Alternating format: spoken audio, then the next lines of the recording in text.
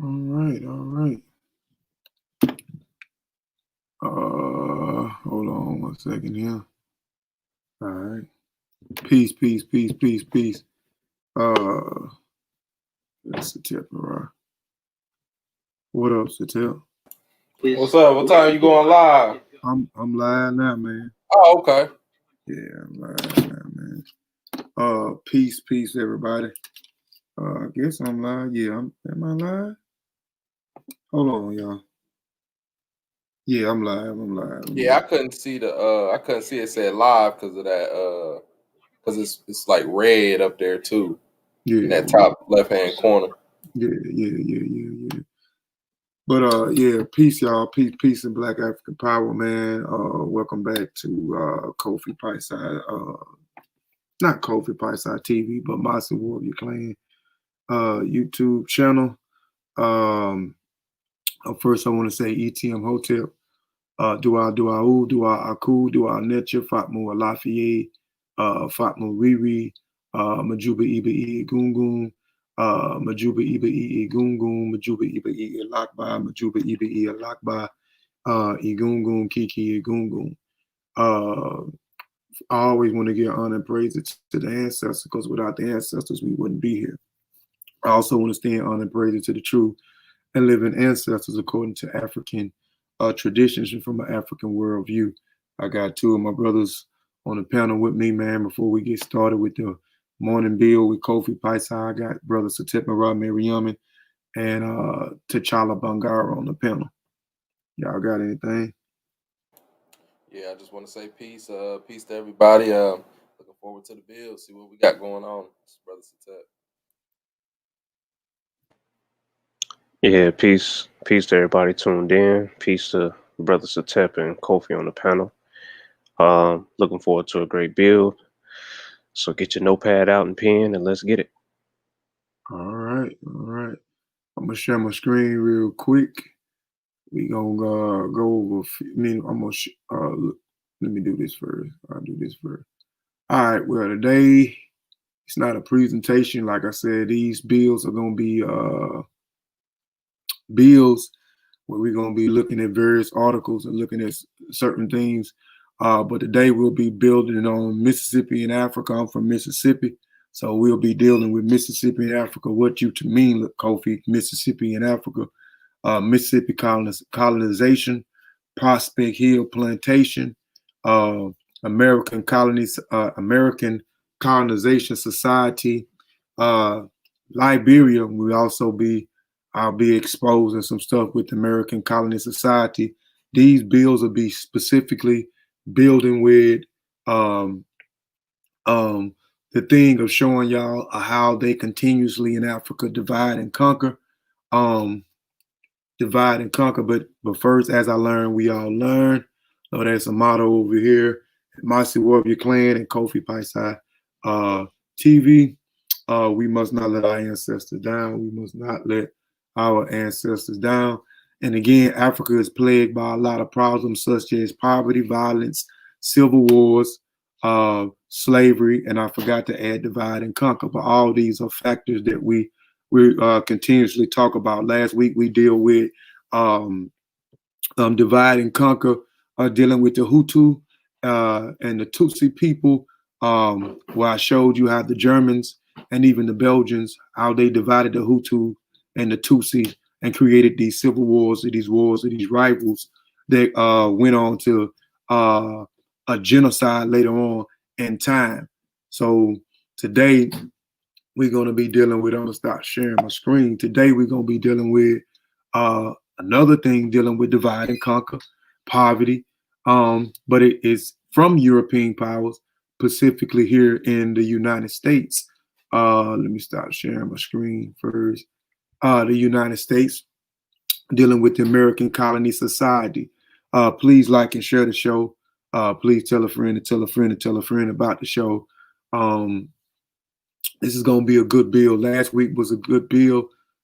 This week is definitely going to be a good bill. We're going to continue the bills of divide, showing how they divide and conquer, not giving context of how some of these things are transpiring in Africa, these cause and effects.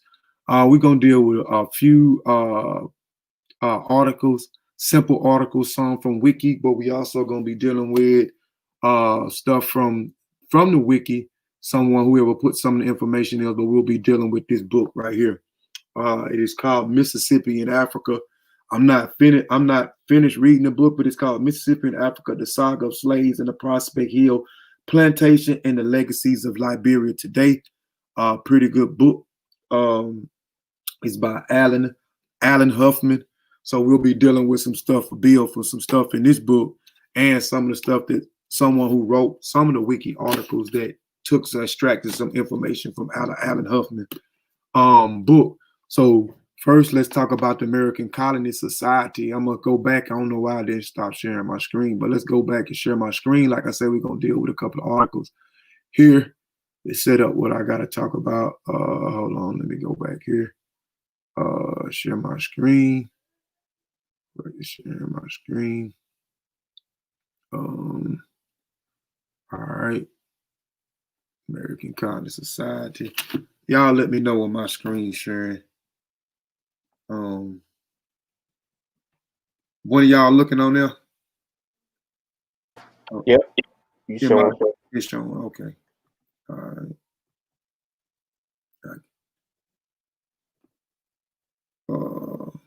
Okay. All right. American Colonization Society. Let's see what the American Colonization Society is for people that may not know. But anyway, a lot of people, before I read some of this stuff from out there, what's the name? A lot of people may think that the American Colonization Society, the Mississippi Colonization Society, which is all stemmed from the American Colonization Society, is just different chapter. New York Colony Society, the Maryland Colonization Society. There was different chapters or different branches from the American Colonization Society. And a lot of people may know that the Colonization Society were a group of people who wanted to so-called help free Africans, those who were born free, freemen, or those who was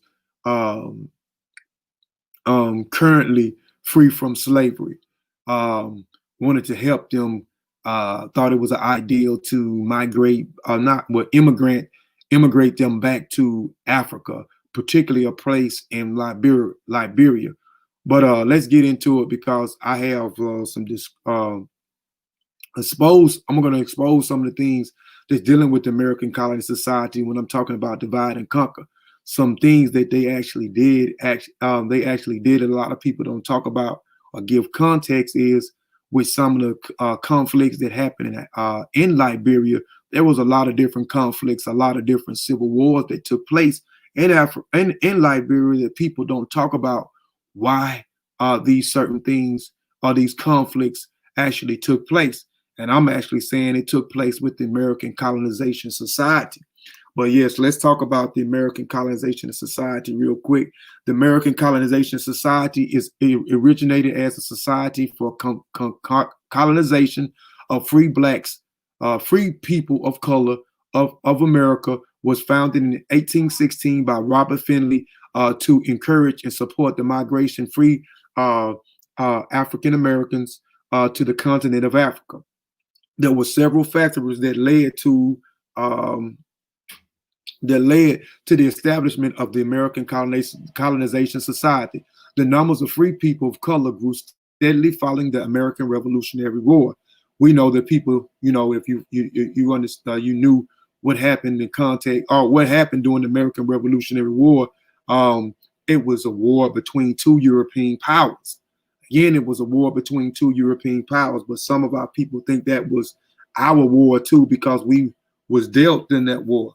A lot of us fought in that war, and specifically some of the slaves who fought in that war was granted their freedom due to Britain. For people that may not know, Britain, told them if they would fight with them against the United States, they will free them. So we know of the first colony was supposed to be in Sierra Leone, which later the people from Sierra Leone migrated, and the people that migrated there, a lot of those people died in Sierra Leone. But anyway, after the Revolutionary War, it was from 60,000 in 719 and 300,000 by 1830. So after the Revolutionary War, there were free slaves 60 to 300,000 by 1830. Let me turn this down too. By 1830.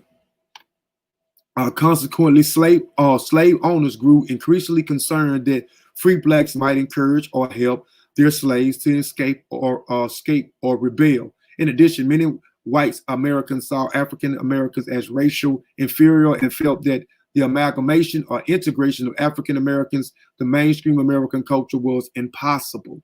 The reinforcement of the notion of African Americans should be relocated and somewhere they could live free of white prejudice. An African community was overwhelmingly opposed to the projects. So I'm not going to read all this article, but yes, there was a lot of people that are opposed. Some black abolitionists and some white abolitionists were opposed to the project of the free slaves, or those who was born free or were free after the American Revolutionary War, because they gradually started to see an increase in free slaves from 1790 up until 1830. So the slaveholders, if you look, the American Colonization Society was formed by the abolitionists and the slaveholders.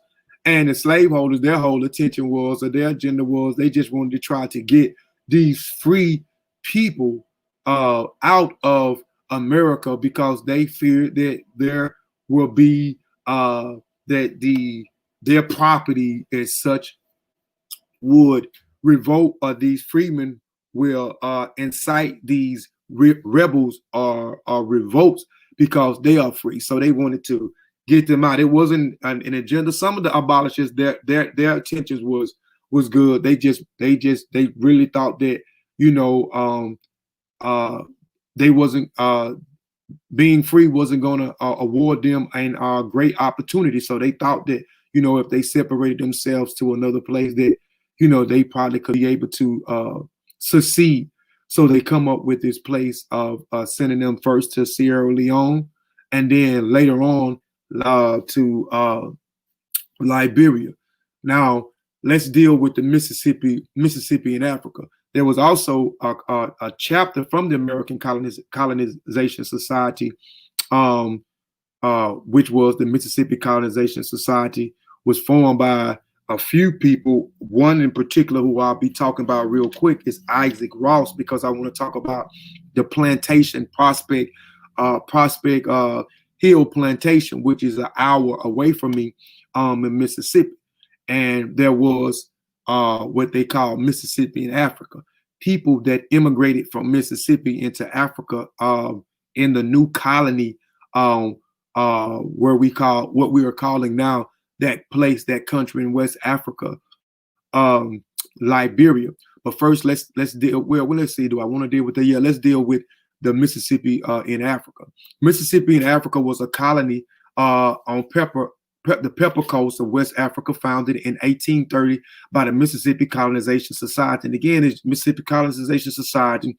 These were members who started, which I'll talk about the other members, but one in particular was Isaac Ross. And we'll talk about Isaac Ross. I'll read something about Isaac Ross from out of the book, Mississippi in Africa, by Alan Huffman, here in just a second.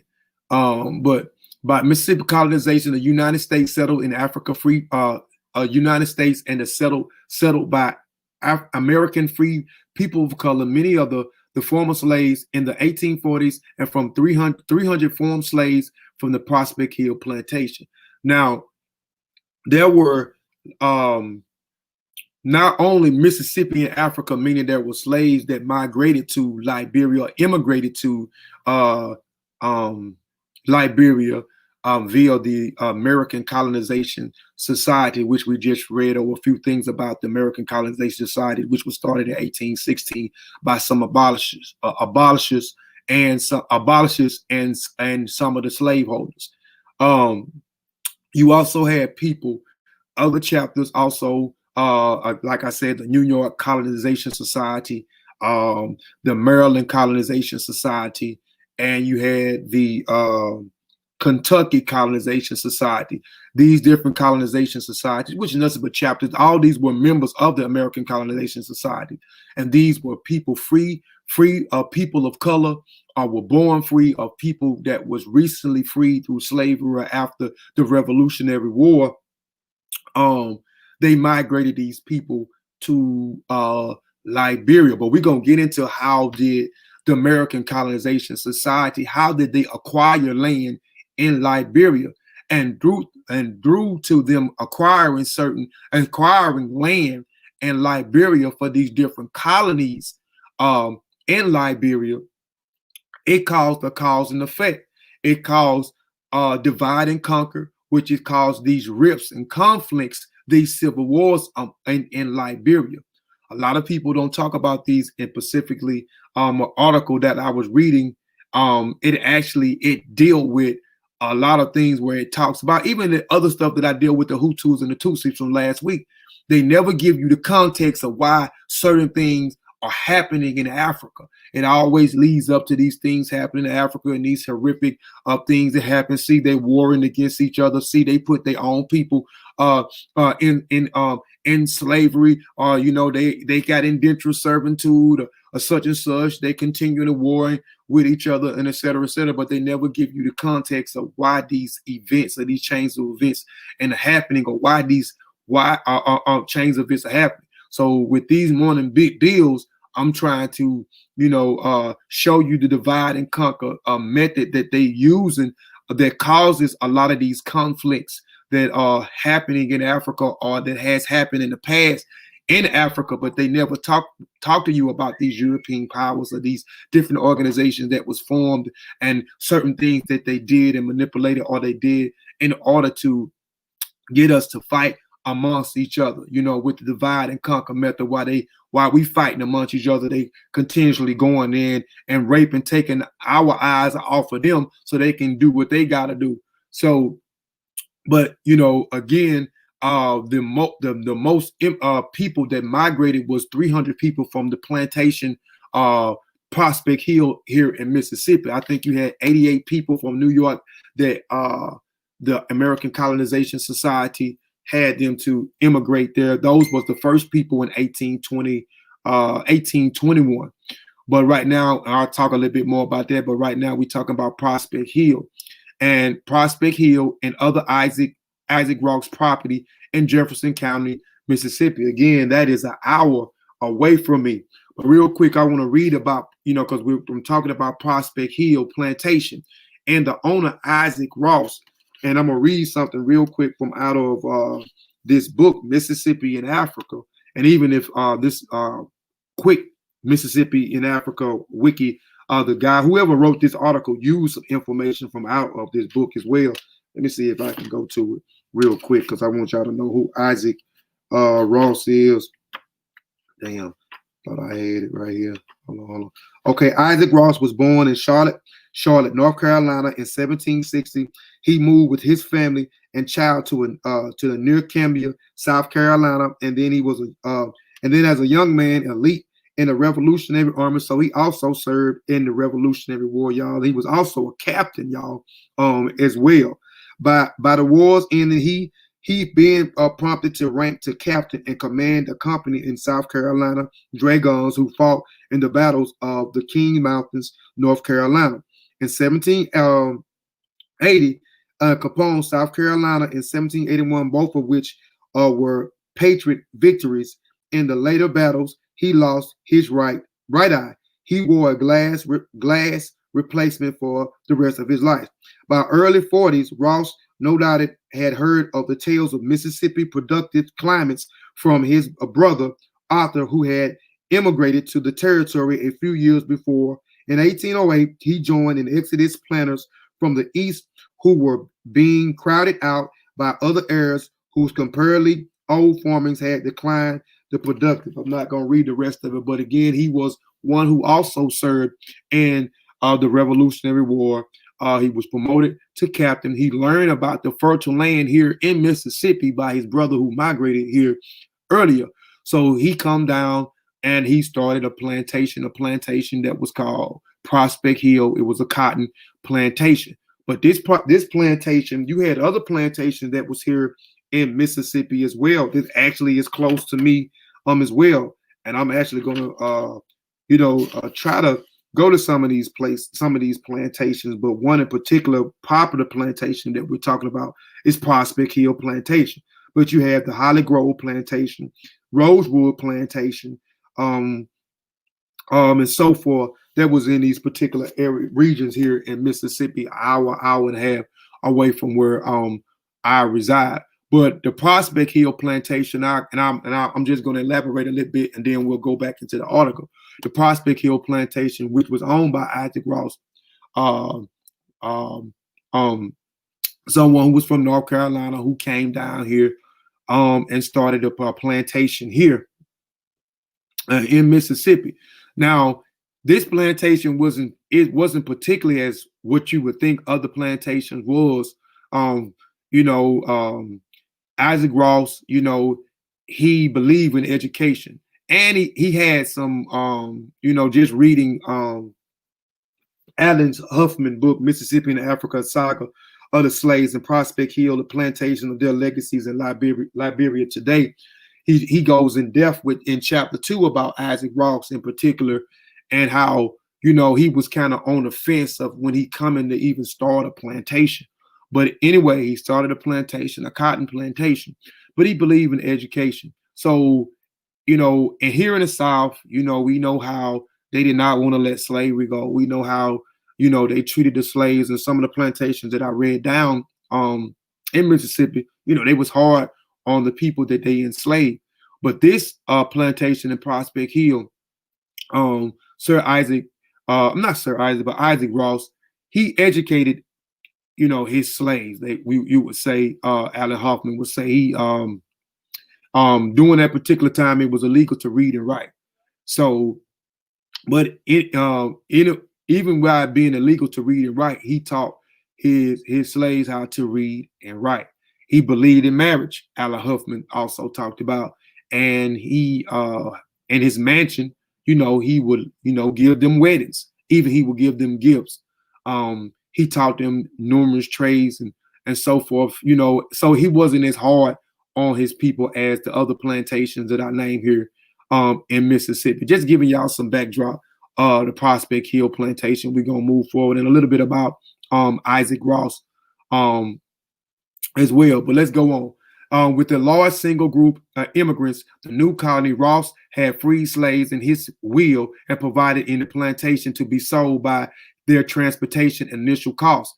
So after, so he joined the American Colonization Society. Then they started a chapter, Isaac Ross, and I think I got it in my notes right here because I don't want to go to that article or whatever. But anyway, Isaac Ross and a few, 4 other men, you know, created the Mississippi colonization. They were all members of the American Colonization Society. And in his will, he said if he was to die, that sell his plantation and immigrate his people to Liberia. At this time, 1821, we're going to get back into 1821. But first, let's go back to the American Colonization Society. The American Colonization Society, which we talked about, was started in 1816. You had 2 representatives that went to Africa, that went to Liberia in Pacific. And they went to the native chiefs and they actually wanted to purchase a piece of land so that they could immigrate these free people of color out, or people that was born free or was free after the Revolutionary War, because you started to see an increase of free people of color, right, and free slaves. So they was denied. This was in 1816. So they was denied, right?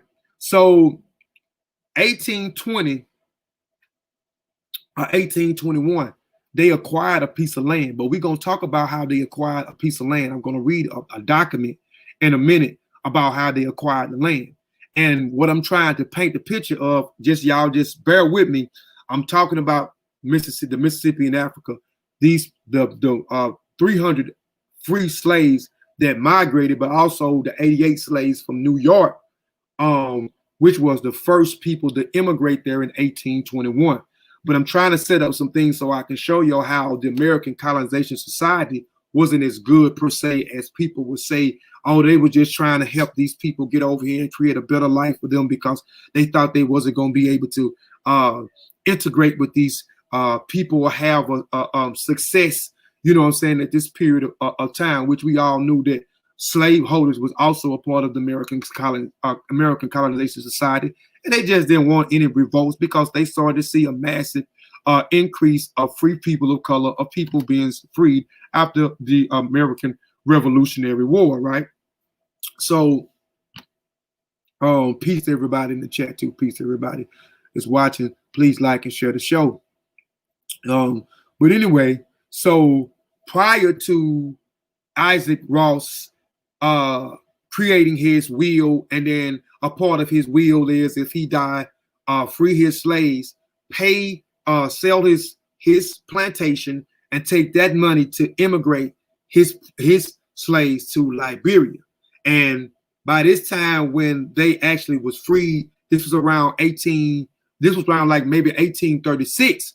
But the people on the plantation did not go to Liberia until 1842. And it's because his will was tied up in the litigation by his grandson, Isaac Ross Wade. And Isaac Ross Wade, they was rich, but Isaac Ross Wade was greedy, and he wanted the plantation. He did not want to free those people, so he kept it tied up in courts for up to, I think, about 6 years. And something happened between the 6 years. The plantation was burnt down, but then it was they rebuilt the plantation. But during that time, they immigrated. The wheel was, it tied up, after the, tied up in litigation. Isaac Ross' wishes in his wills was fulfilled. The slaves was actually immigrated to Liberia, but at that time you had other colonies that was there. Again, you had the New York Colonization Society, a group of men who formed the New York Colonization Society, who was a part of the American Colonization Society, who sent the first immigrants, free slaves there to Liberia in 1821. But we're gonna get to how they acquired land in Liberia in a minute, which caused these conflicts, these civil wars in Liberia, you know what I'm saying, and caused this divide and conquer amongst the African Americans that migrated there, or the free people of color, or what they would call the Americo-Liberians, now against the native people who were there, because prior to 1821, them taking the land, which we're gonna get into. How did they acquire the land? Because they got the American Colonization Society went there in 1816, and they was rejected. They was not trying to have that. They did not let them acquire a piece of land. So they went back in 1820, and then something happened and how they was able to acquire the land. But we're gonna talk about that in a document in a minute. Right now, we just read a simple wiki document right quick. So these freedmen and other American immigrants to the colonies of the neighbors Liberia, which annexed Mississippi and Africa in 1842, and Republican Maryland, which also merged in Liberia and developed in 1857, and the American Liberian ethnic groups who formed political economic elites. The dominant of what became the independent country of Liberia into the 20th century, having taken power indigenous natives. The massive colony was located in what was present-day Sion County in Liberia.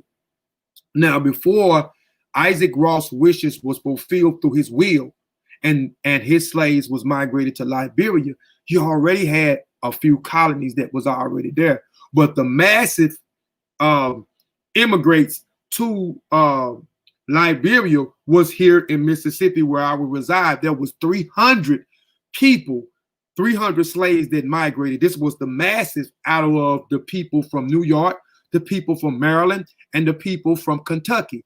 You had the people from New York that resided there in 1821. Then you had the people that came behind them. You had the people from Kentucky, which was a small group of people. Then you had the people from Maryland, which was also a small group of people, which they say 1857. But from what I have been reading and researching, it was earlier than that, I think around 1834. Then you had 1842, you had the mass of people. The biggest immigrants that migrated there was 300 slaves that migrated to Liberia in 1842. Now, the American Colonization Society was founded. We're not going to read it because we already talked about who started the American Colonization Society, which was in 1816. Their objective was who were the abolishers and the slaveholders who actually was members of the American Colonization Society. We know people think that the American Colonization Society, they wanted to, these free people, or these people born free, or these people became free after the American Revolutionary War. We wanted to put them in a place in Africa where they can be successful. You know what I'm saying? Because we worried about if they're free, they're not going to get the rights, the right rights and privileges, you know what I'm saying? And, continue to be not treated fairly, not treated equally. But we know that the slaveholders, who was also a part of American Colonization Society, they just wanted these free people of color gone, because between after the Revolutionary War, the increase of free people went from 66,000 to 300-some thousand people. That was 300-some thousand free people in the United States by 1832. There was 300-some thousand people that was free. So they didn't want that. They thought that, man, these people was going to encourage these people on our plantations to rebel or revolt so they could be free as well. So the American Colonization Society started out first you know, and they tried to acquire some land in Liberia, which was rejected in 1862. And then in 1820, 1821, they acquired the land. But we're going to talk about how they acquired the land and how the American Colonization Society acquired the land and how these chains of events happen with the divide and conquer, and then causes many conflicts in Sierra Leone. Because prior there, you have to understand that you have in Liberia had the Bassa people. The Bassa people are the native people there. You had the Gola people that was there. You had the Kru people that was there. You had the Kahn people that was there. You had the Piesie people that was there, and a few other ethnic groups that was there that we're going to talk about that started these conflicts with these free people color, or these free slaves that went into Liberia due to 1821, how they acquired the land and how they ended up funding this new Black Republican, which was the second Black Republican after the Haitian Revolution. Their first Black Republican was in Haiti, and then the second Black Republic was in Liberia. So in 1830, major planters, slaveholders, Stephen Dunn, Isaac Ross, Edwin McGee, John Kerr, and Jermaine Chamberlain. These were the ones who started the Mississippi Colonization Society, who was also members of the American Colonization Society. And they agreed with, you know, we got to send these people to Liberia, this place where they can, you know, acquire a better opportunity. But during them acquiring this better opportunity, the American Colonization Society, they funded this. They set up all types of things to get money to send these people over here, and then set up these colonies, or this colony in Liberia. You know what I'm saying? They set up these constitution, bylaws, and etc. And this government structure, and they wanted it ran a particular way. But a particular article that I read and other certain things, they don't tell you about this. They don't tell you about, all they try to do is paint the picture of that these same people that was freed and ended up in Liberia ended up doing the same thing. They was enslaved, and they turned around and tried to enslave the native people that was there. They tried to conquer the native people that was there, but they don't give you the context of actually what happened. You know what I'm saying? And it actually was the American Colonization Society and their policies that they set in place that these new free slaves was actually using, or these people that they now call the Americo-Liberians. You know what I'm saying? And which causes a rift between the Native Americans, not even only between the Native Americans, it caused divide and conquer between the people that was migrating there, the free slaves or the free people of color that was migrating there. Again, you had three ways. You had the people from New York that migrated there in 1821. Then you had the people from Kentucky in 1834. Then you had the people from Mississippi in 1842. And these different ways, they caused a rift, a divide and conquer between these people, as well as between the native people that was there, that resided there. Again, the Bassa, the Va, the Piesie, the Gola, the Kuna, the Kahn, and a few other ethnic groups that was already there before these Americo-Liberians got there, or African Americans, or these free people of color, or these free slaves actually got to Liberia. I'm not gonna read all of this. I'm trying to skip down. Well, shoot, we can go on, man. I'm gonna skip this, so we're gonna go to. No. We're gonna go because I want y'all. I want to talk about these two people before we get into these rifts, these wars, and etc. Because I want to get into some of the first-hand accounts. Also, these people getting to Liberia, because some people may say, Barris, Kofi, what you don't know what you're talking about. Those people did not make it hard for those native that was actually over there. And it's a book that I'm trying to get my hand on. I'm gonna say the name of the book. Maybe somebody may have the book. I'll actually pay for you to copy the book. The book is $200 or $300 the last time I looked.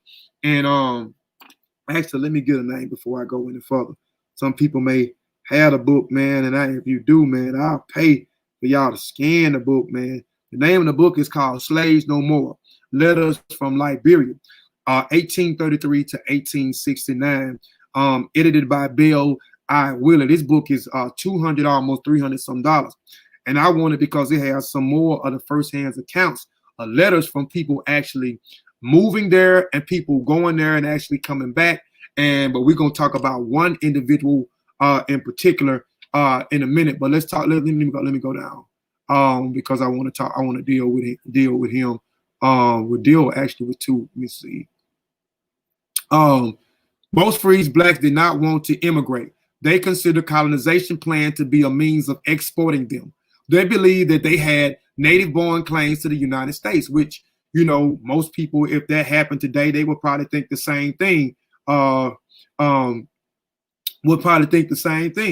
You know, if they said in order for African Americans today in the 21st century to be successful, we need y'all to go to Liberia, or we need y'all to go wherever they set a place up for us, or go purchase some land, or however they acquire the land. You know, we want all y'all to immigrate to Liberia. A lot of people will say, hey, I've been here so long, I'm staking claims here. You know, I'm not leaving and going to Africa. I'm staying right here. So in that same time, you had people the same way. They was not leaving. You know, our ancestors we have every right to be here, just like y'all have the right to be here, because our ancestors built this country off the sweat and blood on their backs. So natives were born in the United States and were part of the societies and wanted to gain equal rights in their native lands. Samuel Cornish and John Brown Rochworth published freedmen journals in New York City, writing articles that exposed the colonization movement. So they was writing articles that was actually exposing the colonization movement. Some of the things that I'm actually talking about, how people deemed the American Colonization Society to actually do something good, but they actually did something bad. They actually set off a chain of events, and then they was actually controlling some of the colonies that was in Liberia with the government structure that was actually making it rough, causing a divide and conquer with their policies between the native people that was there, but also with something that actually happened in order for them to acquire that also made the native people, which already doomed the free people of color or the free slaves that was arriving, that it was already going to be conflict before they got there, because of how they actually acquired the damn land in acquired the land in Liberia.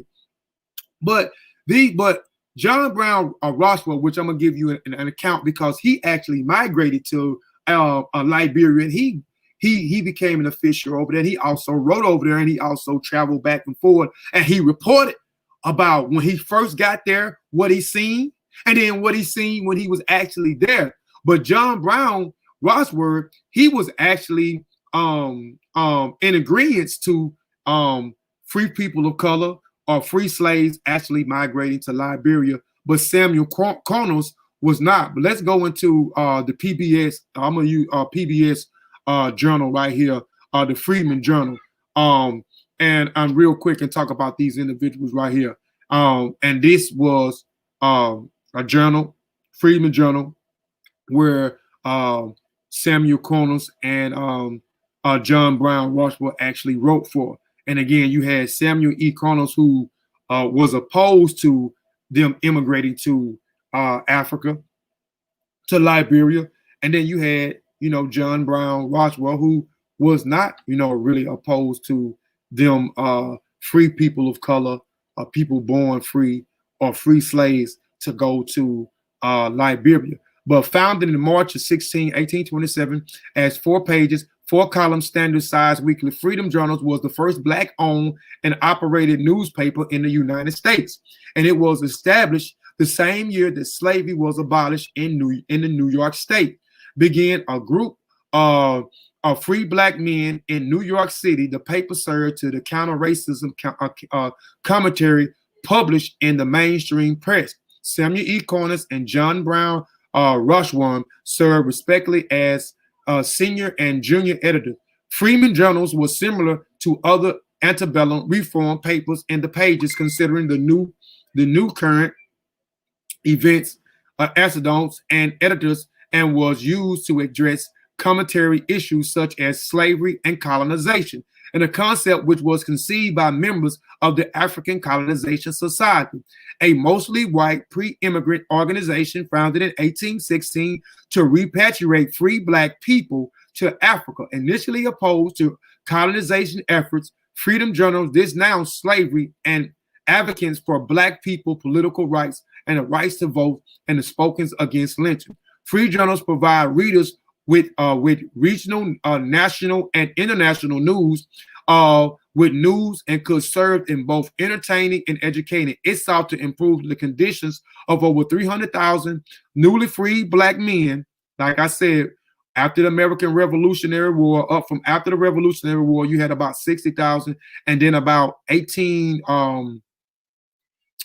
up until 1832, there was 300-some thousand free Black people here in the United States, men and women living in the North. The newspaper broadened the reader's knowledge in the world by feature articles such as the countries as Haitians, Sierra Leone as the papers of records. Freedom journals publish birth, deaths, and weddings announcements to encourage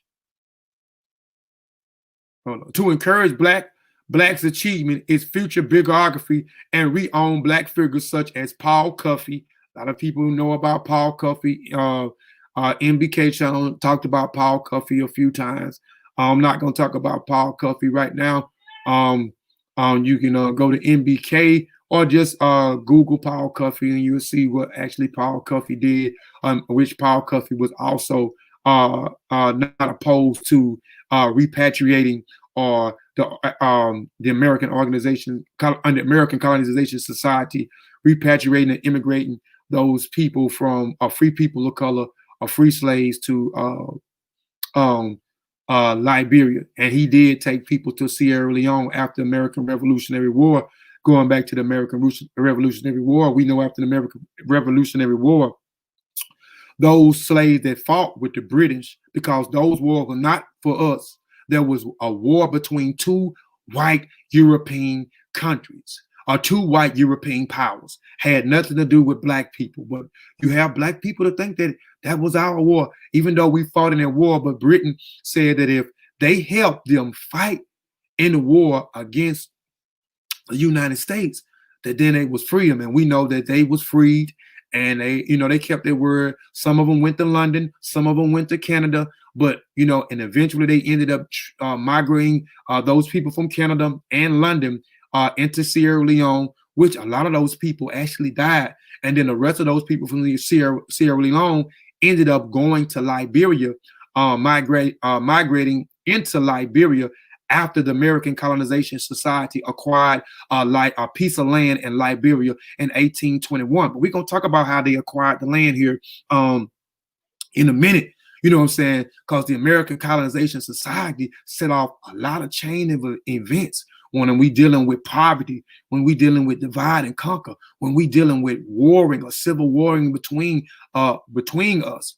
So, but the Black Bostons who own trading ship staffs by free Black people told some adventurous, I can't even pronounce his last name, poet Phyllis Weathers in the paper printing schools, job housing. I'm gonna stop reading right there, but just giving y'all a little bit of information or backdrop on the Freedom Journal paper that was the first weekly Freedom Journal, the first Black-owned operated newspaper here in the United States. And you had the junior and editor, because I wanted y'all to know who Samuel E. Cronin, one was against and one who were not against them repatriating the American Colonization Society, immigrating free people of color, born people of color, born free people of color, or recent free slaves to Liberia, because John Brown Roswell, who was a junior editor, actually repatriated back to Liberia, and he reported. So I'm gonna give you a first-hand account with a document of things that I'm talking about transpired with the free people of color and the free slaves who actually went over there and actually did certain things to the natives over there, which was controlled by the American Colonization Society, you would say, because they the ones set up these policies, these constitutions, etc., because they funded them. They set these funds in particular. But Isaac Ross actually wanted to sell his plantation and use the money from his plantation to send those people back. But you know, the American colonization was trying to raise money to get free people of color and free slaves to Africa, Liberia, to this land that they acquired in 1821. But anyway, John Carson ended up leaving the Freedom Journal, and then, like I said, John S. Roswell ended up moving to Liberia. Let's go back to the Mississippi African Society. I just want to give y'all a little information about the Freedom Journal and who Samuel Connors is and who John Brown Washburn, because I'm gonna bring John Brown Washburn up again with his first-hand account. But anybody that has the book, again, please hit me up if you have the book, because I'm actually going to do some writing on a lot of this stuff that I'm going to actually be building on, dividing and conquering poverty, bad policies. I'm going to be doing a lot of writing on it. Y'all going to see that probably in the next text that Kofi Piesie research team put out.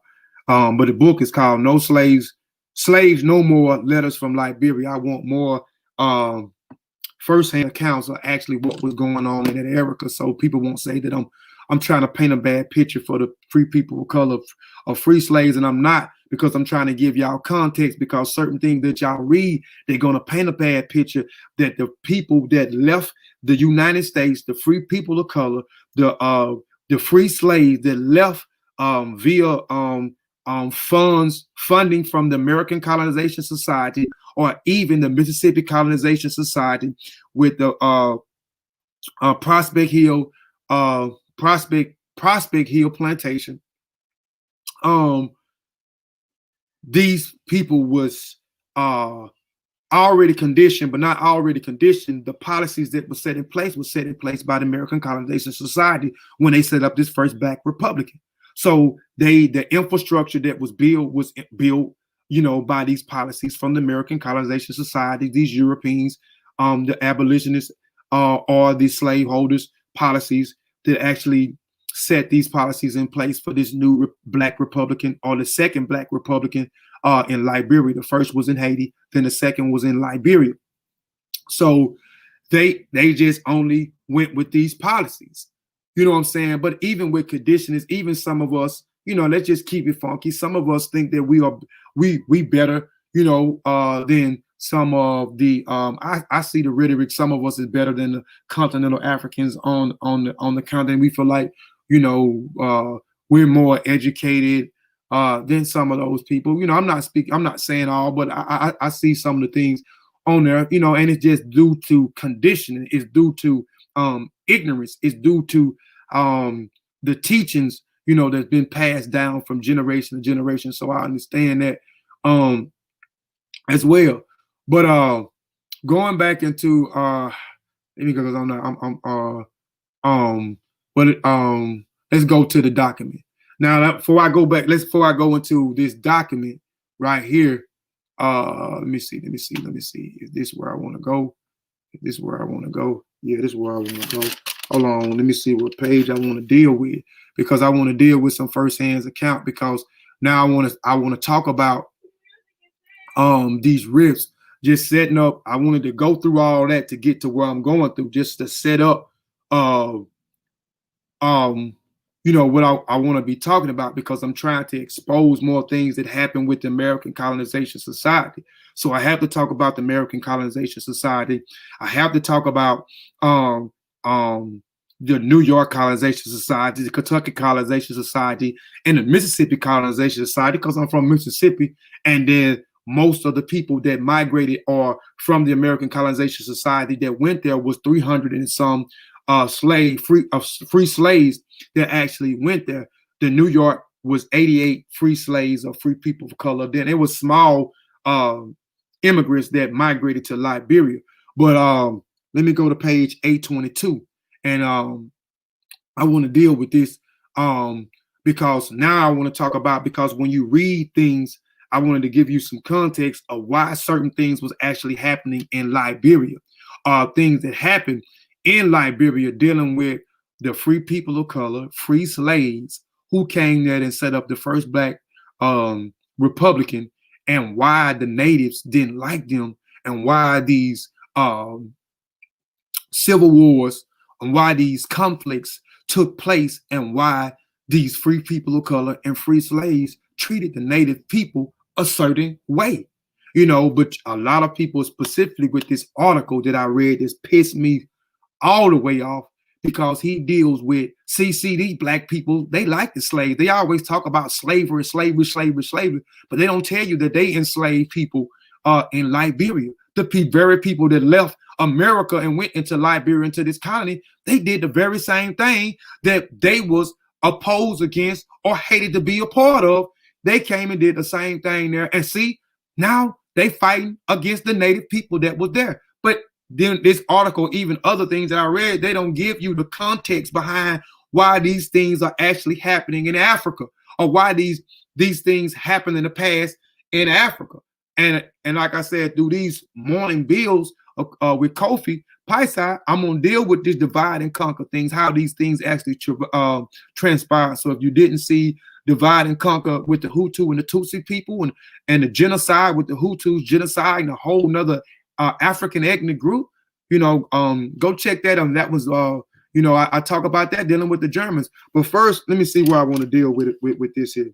Read at the bottom. Let's go to right here. It says this stratifying caste system comprised of 4 primary groups. 1, educating free African Americans who volunteered immigrants to Liberia. 2, emancipate black slaves who granted their freedom by white slave owners upon condition that they would return to Africa.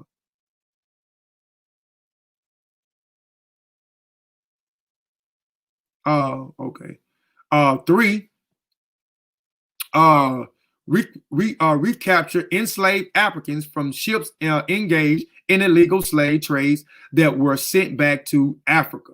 We know up and down that coast, you know, after the British, I think in 1877, you know, this denounced slavery, you know, up and down the Atlantic. You know, you had illegal people that were still kidnapping people from off the continent of Africa and set and sell and etc. But that was crazy, even with them recapturing some of the ships. Instead of sending them damn people back to where they come from, if they kidnapped them from Burkina Faso, they kidnapped them from Mali or Ghana, you know, other places, Senegal or Gambia, they took them to Liberia. For the indigenous Liberians, the first group here were the most educated, and therefore the settlers was with the most technical and administrative skills. And what I'm setting up right here when I'm talking about divide and conquer, even with the free people of color and the free people of the free slaves, the recent free slaves after the American Revolutionary War,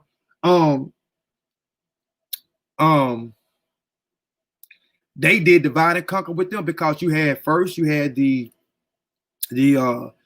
people from New York, then you had the people from Kentucky, then you had the people from Maryland, then you had the people from Mississippi, which was the biggest free slaves, free people of color that migrate. All the rest of them were small. So even though with these different small ways, they set up a thing where it actually divided them as well as divided the people with the native once they set up the policies and created this Black Republican.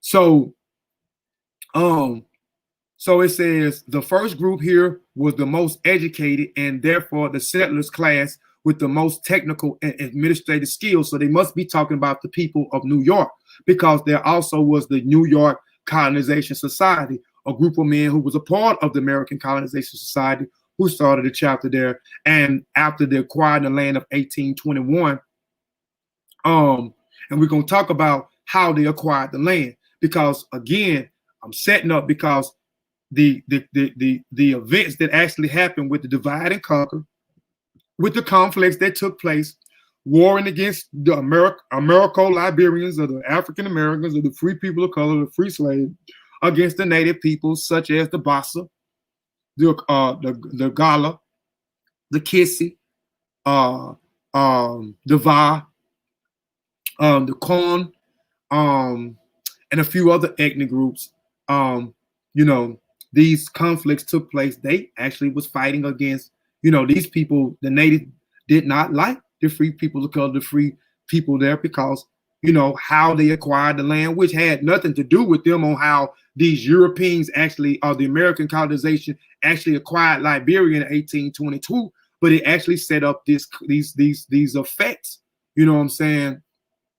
But it says significant over others three. Hold on. So this group here was the most educated, and therefore the settlers class and the most technical administrative skills, granted them with the significant advantages over other three classes.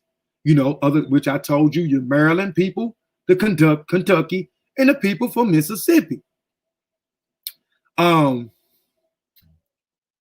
Which allowed them to consolidate wealth and power quickly.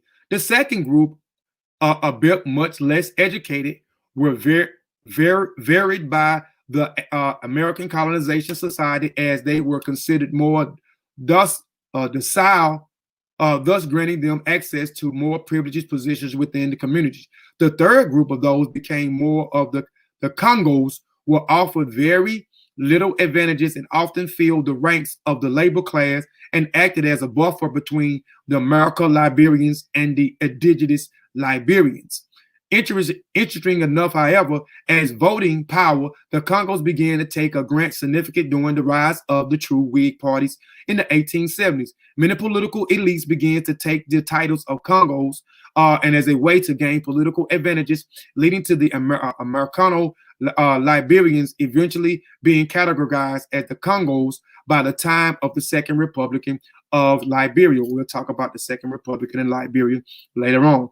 Thus, the political necessary most the Americano-Liberians settlers became immigrants into the single class over time. As for the fourth group, the indigenous Liberians, they were not granted citizenships at all until 1904, as they were considered backwards and uncivilized, even among the Americo-Liberians. Santana 2012, Sharps 2012. Unfortunately, this rejecting indigenous Liberians will result in violating conflicts rather than nonviolent transformation that would lead to the integrations of all Liberians. Now, this is the four-tier systems. Now, I'm just explaining to you about the dividing that they did amongst the different ways between the free people of color, the free slaves from New York, from Kentucky, from Maryland, and from Mississippi. Now we're talking about the four tiers that were set in place. The four-tier civilization enforces that the white leaderships of the colonies was heavily influenced by the ideology principles of white supremacy. I'm going to read that again. This four-tier systems of citizenship enforced through the white leaderships of colonies was heavily influenced by the ideology principles of white supremacies and its negative impact that identified formations of the Americo-Liberian settlers and deep problematic ways. Santana 2012 draws on the theories that double consciousness of article contradictory behavior among the Americo-Liberians. These Americo-Liberians are the people that immigrated there, the free people of color, the free slaves, right? And through to them coming there, the different ways, again, they set up this caste between those four, which set up like a divide and conquer thing between them, and also a divide and conquer when they start to set up these different policies around this new Black Republican, right? And this new Black Republican, what he means by contradictory behavior was that the American Liberians started to act just like the people here in the United States, the slaveholders. You know what I'm saying? And, you know, far as looking down on the Native Americans. And this is due to the policies that were set in place, because, again, how do you think that the free people of color and the free slaves was able to build in Liberia, even acquire the land? It was through the American Colonization Society. and their funding. And even the funding of them building over there in Liberia, in order for them to build this Black Republican, it took money. So the funding, so they was in control of these colonies, or in control of this new Black Republican. So it was already cemented, these policies was already cemented in the ideology of white supremacy. So these Americo-Liberians began to enforce these policies, no different than when I talked to you about how the Tutsis did when the Germans came in with their policies and rewarded a certain group of people, you know what I'm saying, with rights and privileges and benefits and titles. The same that you see throughout Africa with these divide and conquers, where they began to divide and conquer us, and we began to have these conflicts and rifts and civil wars amongst each other through to these European powers. So now what he's talking about, this contradictory behavior. They began to start to set these policies up and began to look down on the native people that actually was there, you know what I'm saying? And even these Native Americans, which in their constitution was that they could, slavery, you couldn't even have slaves over there. So they created something, indentured servitude. So you start to see the American Liberians, the free people, which are the free people of color, the free slaves, they began to insert these indentured servitudes, where they began to somewhat oppress the native people that was in the lands due to these policies by the American Colonization Societies, or these European powers that actually was funding this new Republican, this new Black Republican in Liberia after they acquired the land in 1821. And short double consciousness, the states of identity within the subject recognized their own otherness were dominant groups with the white race, and as so doing being internalized to inferior qualities about one self that make him or her others, a notion of resonance strongly with a theory of post-colonialism and a challenging faced by those who have been colonized. Unfortunately for Americo-Liberians, this acknowledgement of their own otherness with the personifier of inferior, a hypersexual, and excessive violence by dominant white societies became one of the defining features of the Americo-Liberians' identity, thus leading them to take on seemingly contradictory behavior, such as active participation and pursuing their own freedoms of denouncing others as inferior in attempt to separate from themselves those qualities that had made them part of the inferior others. In doing this, the Americo-Liberians judged their own ethnicity based on the dominant white culture and attempting to construct an identity through thus using the same oppressive cultural and structural rules that had been defined by their otherness. For the Americo-Liberians and others become self-sufficient in obtaining capacity to the govern themselves by they had become more white. So it just basically talking about what I'm talking about is how the American society funded and started in 1861. And after the American Revolutionary War, there became like 60-some thousand, I think between 1780 something and then up until 1832, there was over 300 some thousand people in the United States. So the American Colonization Society, which was members of the abolitionists movement and the slaveholders, and some, again, like I said, some of the abolitionists, they said, they did not, they wanted to abolish slavery. They didn't think that it was right. But you had the slaveholders that was there, and the slaveholders' attention was, who was also members of the American Colonization Society, they feared for revolts because the increase of free slaves, so they thought that it would cause revolts or rebels on their plantation, or these free slaves were inspired or invoke the people on the plantations to revolt and rebel against their slave masters. So they constructed to try to send these people back to Africa encasing it as they trying to do a good thing, which they was not trying to do a good thing, because by them trying to go in 1816, which was rejected. When they went in 1821, they was rejected. But something happened, which I'll talk about in a minute, on how they was able to acquire it in 1821.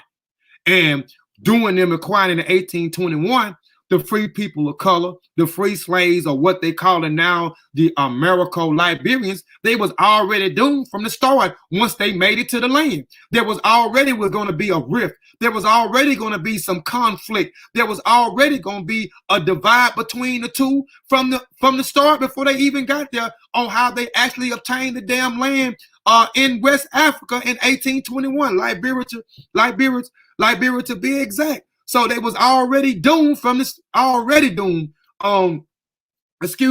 start. But even with them funding, and again, they funded this. So they funded with them building over there in Liberia. They funded, for them building over there and starting the Black Republic, and their government was set up no different than it was set up in the United States. And it was set up because the people that funded it set up these policies and put these things into place in the government, which became this Black Republican, and it emulated white supremacy. So the people that they had over the government, these Americo-Liberians that migrated, they just emulated the policies, or went along with these policies in place against the Native American, not the Native American, which the Native people that was there. And again, some of those people was the Bassa, the Gola, because we're gonna talk about the Gola, because one of the very people that was actually a part of the Gola people, he caused the what we call, and I've been exposing this a lot, where I've been seeing a lot, what they call coups. So I've been talking about coups the last 4 weeks. I've been talking about coups. And you see this a lot in Africa, military setting up coups and taking over a whole government. And one of the individuals who became president, because the president actually later on was African American, was the first president in Liberia was an African American, or a free people of color, or a free slave, or descendant of a free slave. And then later on, the native became president, and he set up a coup. He was actually a part of the Gola people. But I'll talk about that a little bit later. Let's moving forward. So they just emulated, or continue to put these, or practice. They put into practice these policies by the American Colonization Societies, who was funding the building stages, and the government, the government structure there. Setting up the government structure where they was able to have these officials, president, and so forth, and all these other different officials, which was one of the descendants of one of the free slaves. I forgot his name, is escaping my name at this moment. I know I'm gonna mention him in one of these documents that I'm reading here. So this is why, but they don't tell you in these articles what actually happened with the context of why these free people of color, or these free slaves, or what they was calling the Americo-Liberians, why they was actually doing what they was doing to the native. Because the American Colonization was actually funding all of this and set these policies up, build their government, and put them into place, there, and into power there. So this is one of the reasons why they was doing what they was doing to the native people that was actually there. It says, hold on, because I want to skip, because that's page 22. Excuse me. Let me see. I may skip this. Let me see. Okay, I'm gonna read right here. I talked about John Brown Washburn. John Washburn, who was an editor and a writer for the first Black newspaper, the Freedom Journal. Him and John Colton. Now, he was pro repatriating to Africa. He ended up getting there. So this is a first-hand account from him, written by Washburn to Maryland Colonization Society in 1833. It is human nature that the old settlers should be a little lifted up with the success which has crowned their efforts. A new immigrants ought not to expect to be placed or par with them unless they bring undoubted letters, introductions, the recommendations from the home. Here you see Rossmer acknowledging the growing divide between the early settlers in Liberia and the newcomers whose expectations of freedom and liberty were disheartening by their imminent places in the lower ranks of emerging social hierarchy. So now you starting to see again John Brown Wadsworth, who was a writer and an editor for what I read from the PB Freedom Journal, who wrote for the Freedom Journal, was an editor. Now he ended up repatriating to Liberia. So now he's talking about when he got there, what he seen, you know what I'm saying, and as he was there, what he started to see develop, you know what I'm saying, and he's starting to see. So now he's reporting, because he's a writer, and he's reporting and he's telling actually reporting and telling actually what is actually happening. It's a divide. You know, damn, you know, he's thinking, or you would think that, you know, it will be all kumbaya. You have free people of color, free slaves that came there via the American Colonization Society, set up this new Black Republican hierarchy, right? This government structure policy that is rooted in white supremacy. That's why there is a divide. But a divide, like I said, took place before the free people of color actually got there in 1821 because of what the American Colonization Society actually did to acquire the land in Liberia. Because again, they sought the land in 1861 and was rejected. And hell, they was rejected in 1821. But it was a tactic that they took in order for them to acquire the land. So with them acquiring the land, the tactic that they took, they was already doomed from the door. The free people of color and the free slaves was already doomed once they arrived there in 1821. They arrived there in 1834 with one wave. They arrived there in another wave in 1821, 1828 with the people in Kentucky and Africa, New York and Africa in 1821, Maryland in Africa in 1834, and Mississippi and Africa in 1842. They was already doomed from the start. So he's reporting and telling how it's divided. It's divide between the natives and the free people of color and the free slaves. It's a divide between the two. So he's explaining this, but I'm not going to go into it because now he's talking about the inferiority traits and etc. Because we know that's how white supremacists believe that they are better than other races, you know. And it was like the same formula, the same policies that they implemented with the Americo-Liberians or the free people of color, free slaves, when they set up this hierarchy or this government, you know, which created this second Black Republic. And the first was in Haiti, the second was in Liberia. So this is John Brown Wadsworth, his first-hand account, actually reporting on the situation. I'm not going to read, excuse me, I'm not going to read all of that. So going in the page, so we'll go into the land purchase. So let's go into the land purchase. I keep talking about 1821. I keep talking about 1821. How did they acquire the land? The free people of color, the free slaves was already doomed before they even made it to Liberia. It was already going to be a divide between the two group of people. We can already see that there's going to be conflict. We can already see there's going to be a civil war. And because, let's get into the first land purchase. Now, I talk about when the American colonization was formed in 1861, and the members was to abolish some of the people of the abolish movement and some of the slaveholders. I even told you why they even wanted to repatriate these free people of color or these recent free slaves after the American Revolutionary War. And again, that is because it was just getting out of hand. There was too many free slaves after the American Revolutionary War. It went from 60,000 until 1832, 300 some thousand free slaves in the United States. And they wasn't trying to have that, them slaveholders who was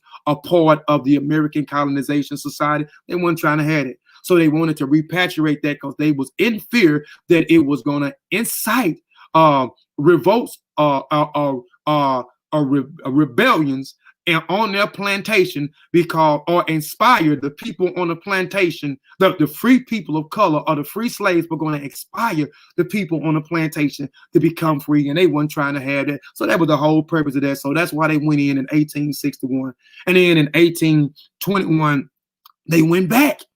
And they got the land. They was denied in 1816. They was denied in 1821. But there was a tactic that took place on how they was able to purchase the land. So here it says the first purchase of the land, negotiation between the Lieutenant Stockman. This new Stockman was a lieutenant naval. So it was a naval ship. The Navy went into back into Liberia in 1821. And you have the Lieutenant Stockman, who was actually negotiating. So you had the Lieutenant Stockman actually negotiating. The first you had two representatives from the American Colonization Society in 1816. Now you have the naval Lieutenant Stockman, who is actually now trying to negotiate what they call King Peter. They always trying to get somebody a damn European name.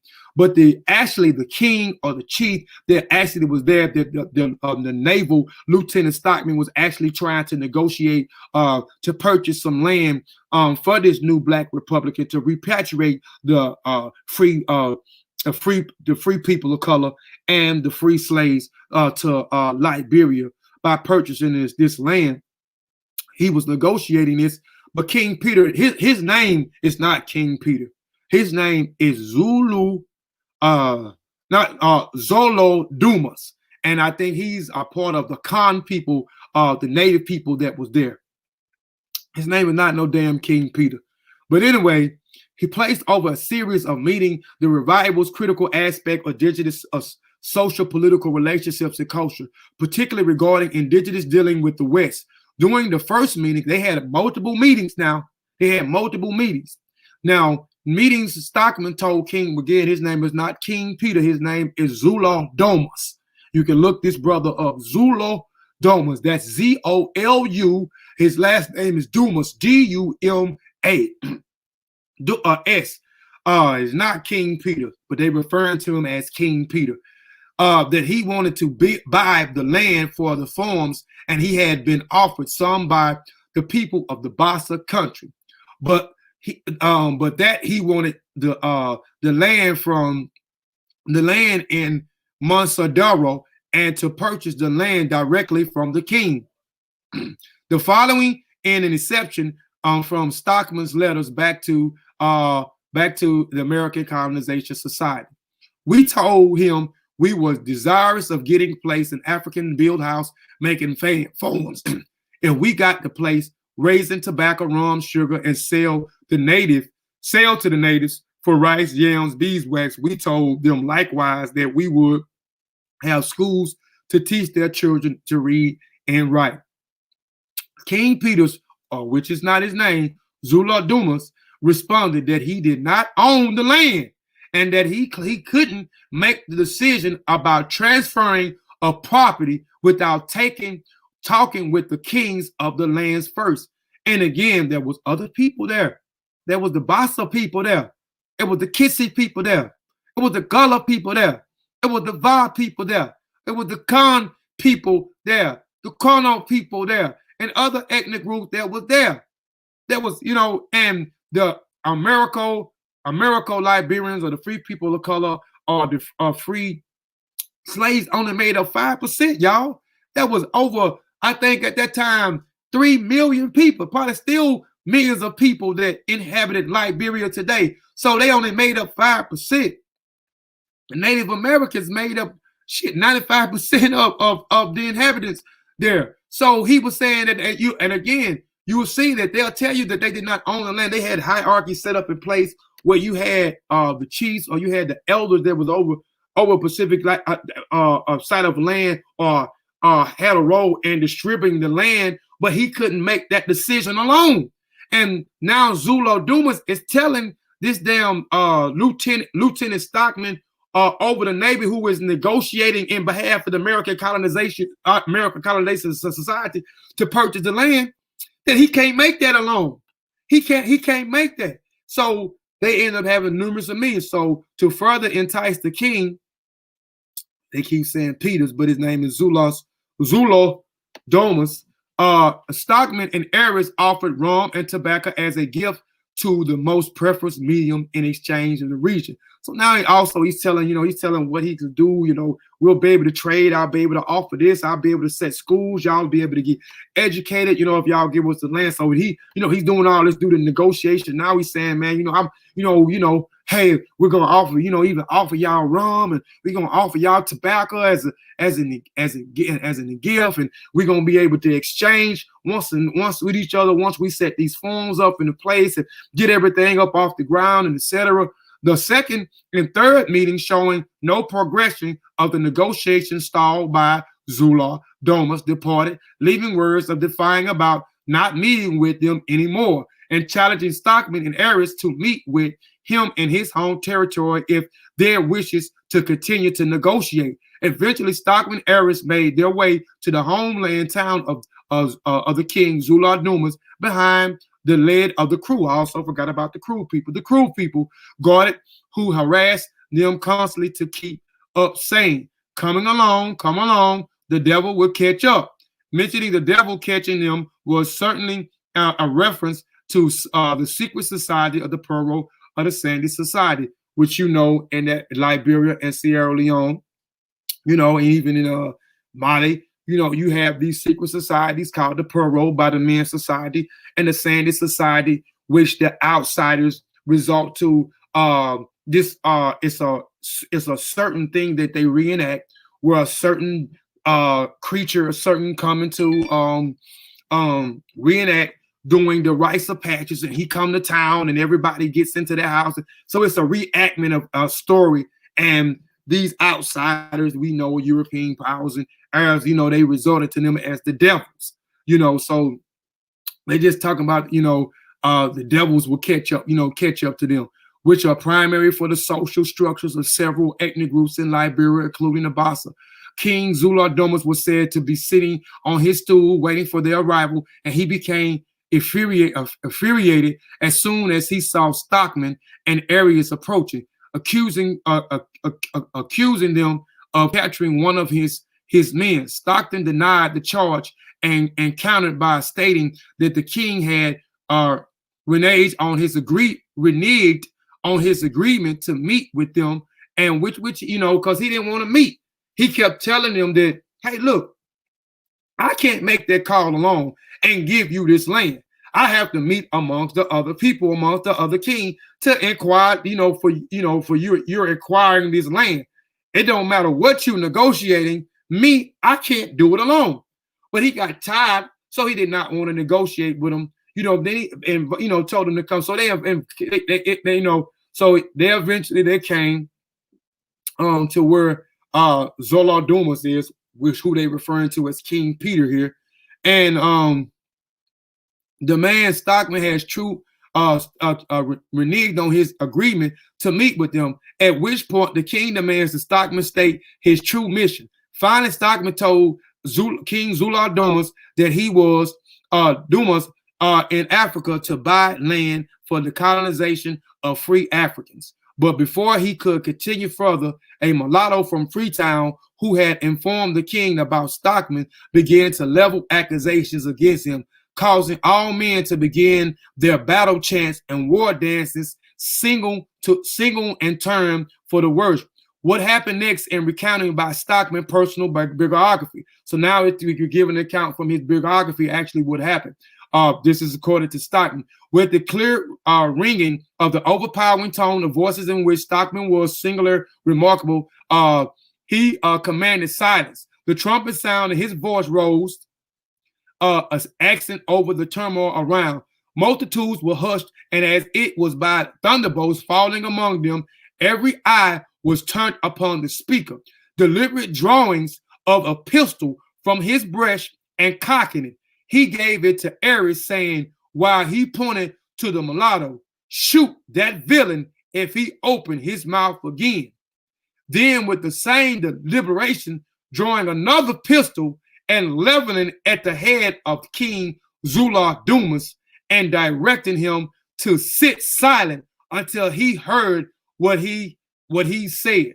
So a lot of things that you read, you will hear people say that the Lieutenant Stockman, this naval Lieutenant Stockman, coerced the king in order to get the land. Exactly, this is what happened. He got the land by force. So I'm showing you with some of the things that you're reading, I'm actually giving you actually an account by him stating exactly what actually happened, actually what he did in order to require the hand. So he put a pistol to the head of the king, you know what I'm saying, and coerced him in order to get this land. So that's what I mean by this is how they was able to acquire the land. They acquired the land, and the people, how they acquired the land, the free people of color or the free slaves was already doomed before they actually got to the land, because the lieutenant had already coerced the king by putting a pistol to his head, and that is how they was able to require the land by force. They required the land by force. So he eventually reported it back to the American Colonization Society. They had a land. So I think it was 36 some miles of land that they actually required at this particular time. And then they started to migrate people, but I'm going to read a little bit further. They had entered into the treaty already. In particular, were agreed upon that the form of the execution only remained to be compiled with the unless he agreed to execute the treaty on following day, his fate was fixed. At the most astonishing display, the clouds above King Zulu, and I know people saying that says Peter. His name was not Peter's. It is Zulu Doma's towns are said to have parted, sitting rays of sunlight down across the clearing. Stock was finished speaking with the stockman, shouting and opening the cow seeming conceding. King Zulu took it as a promotion of a plague of things to come and quickly resolved to sell a portion of the land. He already knew what was going to happen, so he sold part of the land because they took the land by force. They took it by hand. Hold on, let me see where I'll stop it. I'm gonna go a little bit further.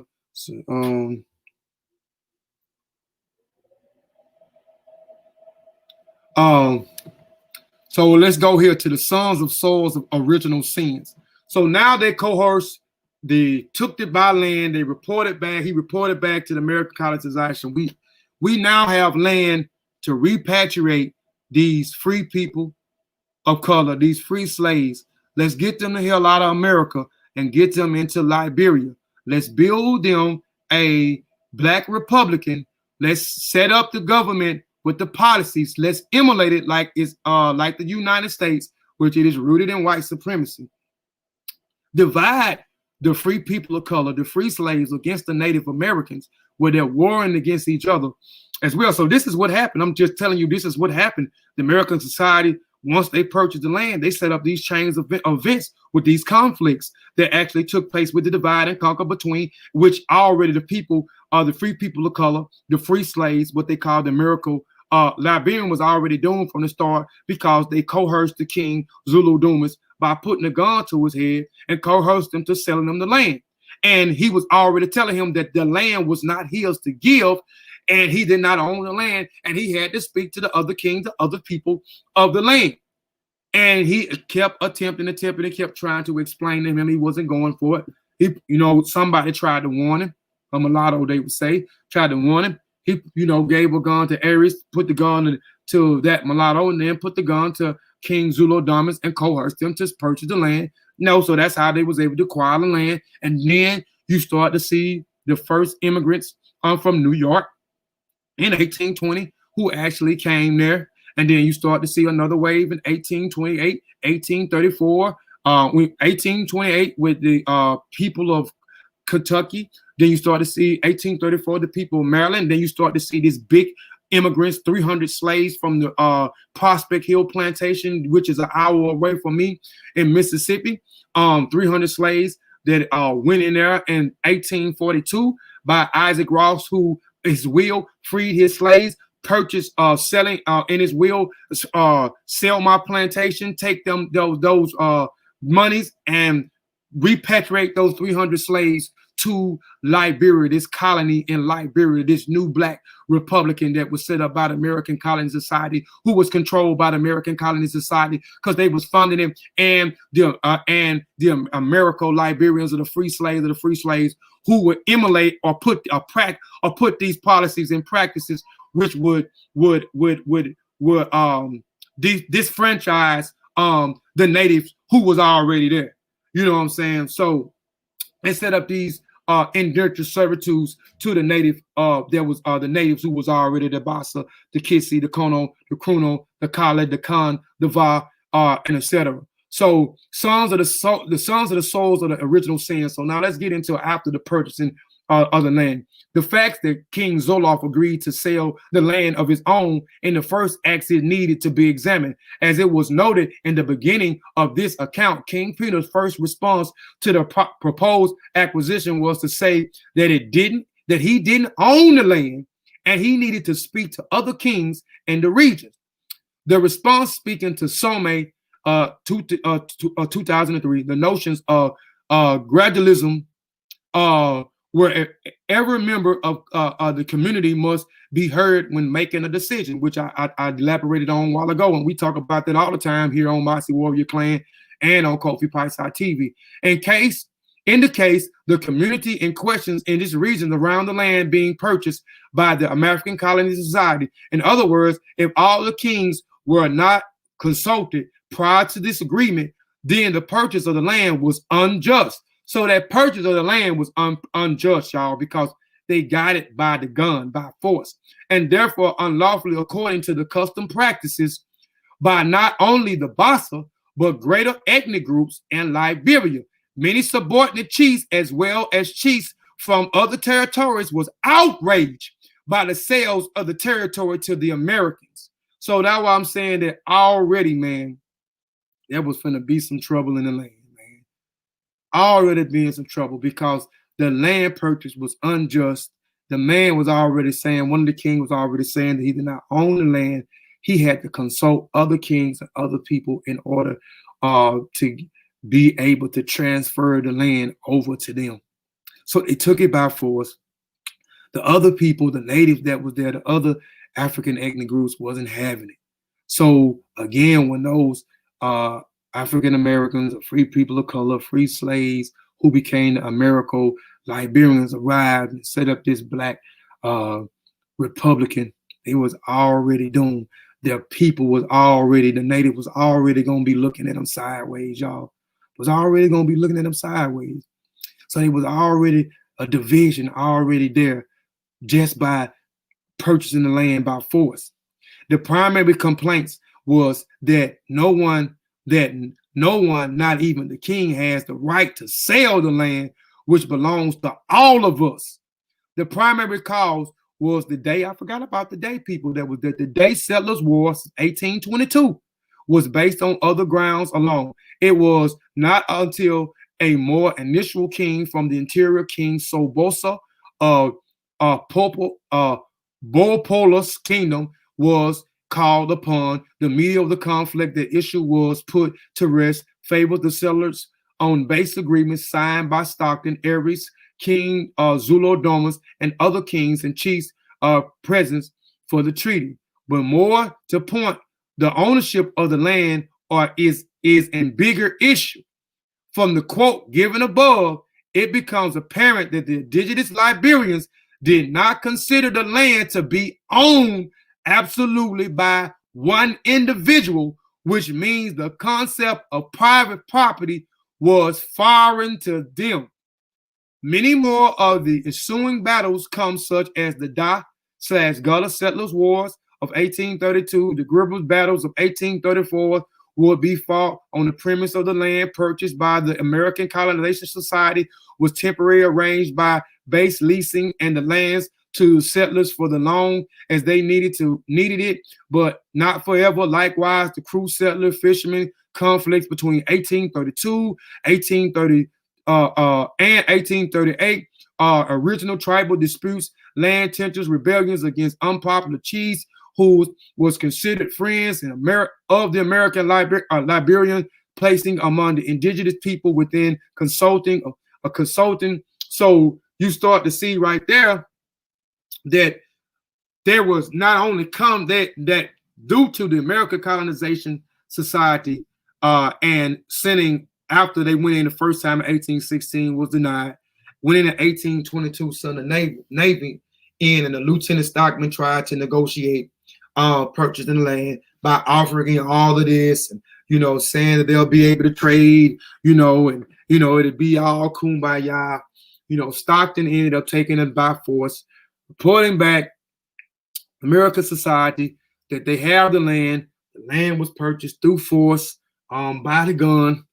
The other natives said it was an unjust purchase. So now it started a rift between them and the people that was going to be immigrated, that which was the people from the United States, the free people of color, the free slaves who were migrated there, who would later became Americo-Liberians, who set up the first black republic in there, and who put into practice the American Colonization Society policies around their government, which resemble white races, which resembles white supremacy, which oppress the native people that were there, which caused a divide. But also it caused a divide between the three waves, as I talk about the waves in 1821 with the New York and Africa, meaning the 88 slaves who immigrated to Africa. Then another small group, and excuse me, in 1832, was it 1832? No, 1828, the Kentucky and Africa, the small wave of Africans immigrated there in 1828. And then Maryland in Africa, or the Republican in Maryland, which is in Africa, in Liberia, in 1834. And then the biggest wave in Mississippi in 1842 also caused a divide with the caste system. But then also it caused a divide between those other settlers, because some of the other settlers with the chiefs, especially those belonging to the Zulu Dumas, who actually gave them the damn land in the beginning. But it began to cause this divide, and it begins to cause the conflict with these wars, the Gola wars, the Day wars, the Crew wars, you know what I'm saying, and etc. The conflict with them amongst each other and amongst the free slaves, the free people of color, and the native people that was there.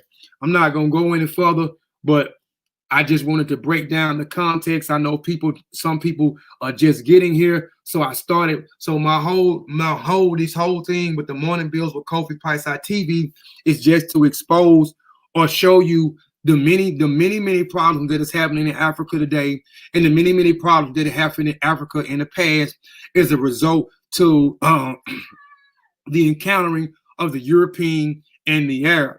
So I'm touching on these bills with the divide and conquer, because a lot of literature that we read, particularly dealing with Europeans writing some of the literature, they don't talk about their role in what actually, God, Lee, I got a crook in my leg, but it doesn't talk about God darn it. It doesn't talk about their role on how the conflicts actually took place, how their roles, how they have a hand or a role in the many conflicts in Africa, whether it's dealing with poverty, whether it's dealing with slavery, whether it's dealing with divide and conquer, whether it's dealing with the civil wars amongst the native people in those geographical locations in Africa.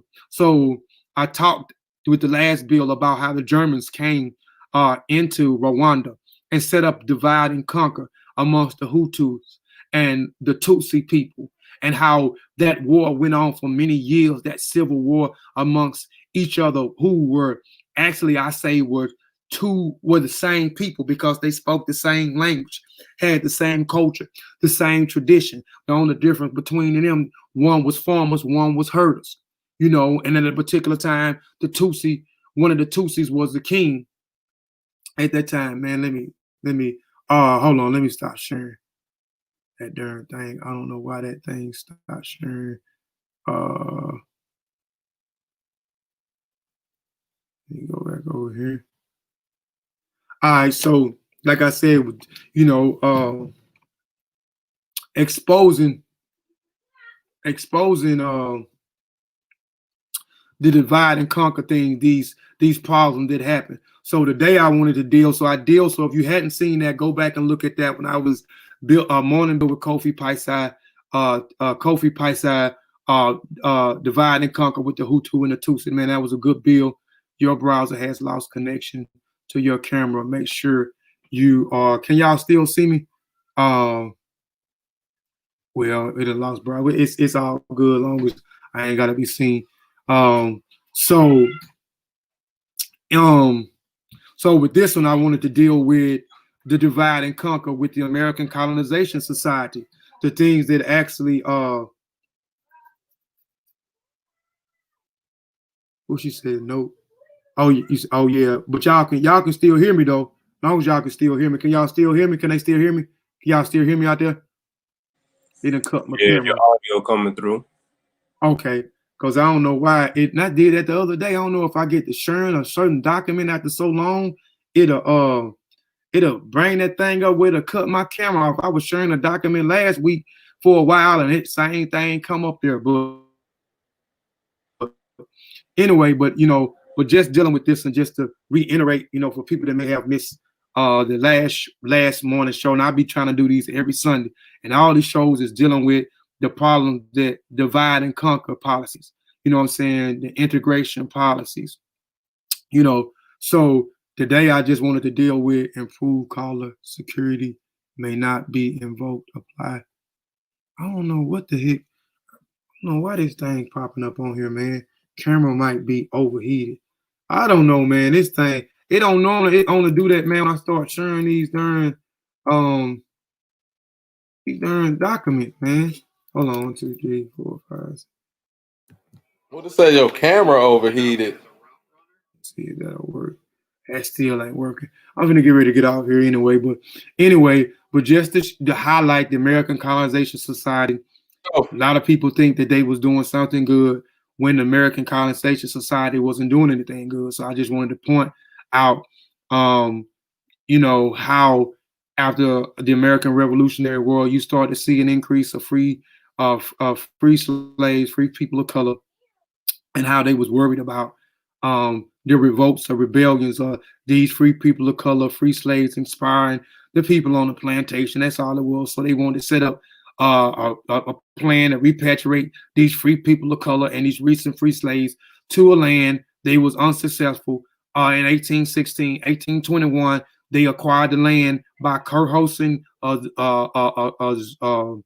king in Liberia, Zulu Dumas, who they calling King Peter. Put a gun to his head, acquired the land that way, and after acquired the land, it was an unjustful purchase, and the people that was migrating there, the free people of color, the free slaves who eventually became the Americo-Liberians, they was already doomed. It was already division right there because they was going to be looking at them sideways. Y'all coming to our land, and y'all the land was not acquired. The land was acquired unjust, and then the American Colonization Societies funding this black Republican and setting up the policies that resemble white supremacy or resemble their government structure and policies in the United States. And the Americo-Liberians or the free people of color, the free slaves, actually put those policies into practices where it oppressed the people, the native people that was there, which also caused another rift and divide, which also caused the conflict there because of the way the land was purchased and the policies that was put into place and the power that the 5%, which like I said, they had only 5% in Liberia. They only possessed 5% because it was 1 million and some people, I think 3.5 million, and it was only 5% of the people that actually repatriated there to Liberia that actually ended up controlling. And then later on, you had the first president was a descendant of an African American or free people of color or a free slave. And then during 1980, there was a coup that was staged by Samuel Doe, who actually was a part of the Gola people, one of the natives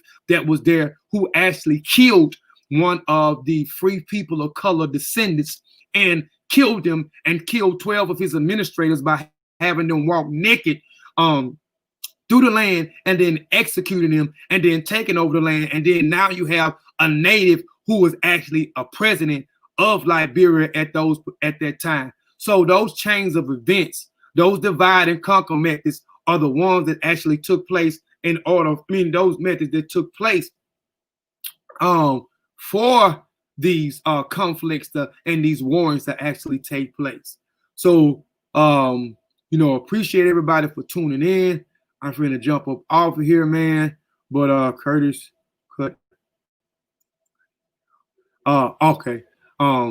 So again, if you missed it, go back. This was a good bill. I like putting this together. Like I said, these bills are just going to be me reading documents, simple articles, you know what I'm saying, and explaining to you my contentions or explaining you how these problems actually took place in Africa, because some of the literature that we read, the Europeans are writing this literature and they is not telling you why these conflicts, why these problems are taking place in Africa or has taken place in Africa in the past due to their roles. But anyway, I want to say, Shimon Hotel. Well, first, y'all got anything, man, on the panel before I end? T'Challa, Satepara, y'all got anything? Man, it was a good build, man. It was a good build. I learned on this one, man. Some of the stuff, like I said, some of the stuff I was familiar with, and then you had some stuff I'm like, okay, I ain't know that. So yeah, it's definitely a good build. Yeah, appreciate it, man. And what about you, T'Challa? You still on here, man? And shout out to everybody, man, that stayed the duration of the presentation. Got anything?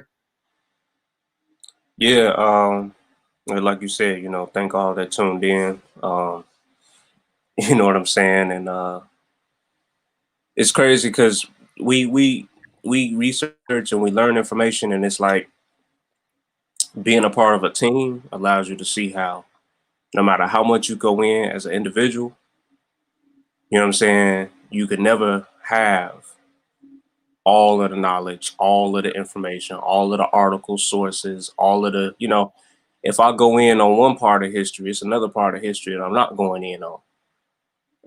And I think just with these bills, you kind of appreciate those of us that are a part of teams, like, man, these brothers, sisters, or whatever that's a part of the organization that you're a part of, you're reminded daily of why you're a part of that team. You know what I'm saying? I get up early and look at some information, but it's like I said, I'm only one person. And I think we all need to understand that in the conscious community and the Black community, that we all individuals, and it take all of us, you know what I'm saying, doing our part to make this thing happen. Because I didn't know about all this. You know what I'm saying? So I definitely enjoyed this bill. Yeah, appreciate it, man. Appreciate it. And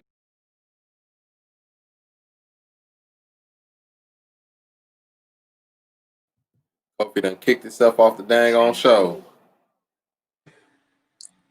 It's going in too hard. All right, well, I guess I end the show for him. Kofi got these long, elaborate endings, man. All I'm gonna say is, oh, here you go. Yeah, because I was gonna say I can't go in like Kofi. I think his mic messed up. Your guest will need to connect their mic.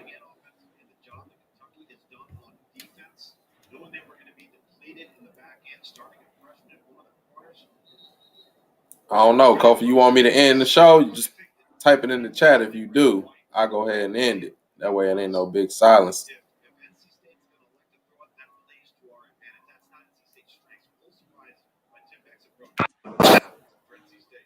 There you go.